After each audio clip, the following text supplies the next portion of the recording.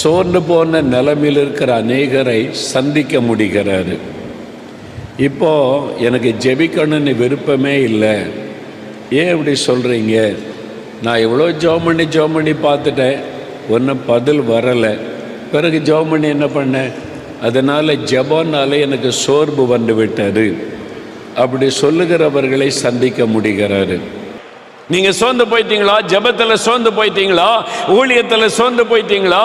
அவங்க இப்படி பேசுறாங்க, அவங்க தடுக்கிறாங்க, எதிர்க்கிறாங்க.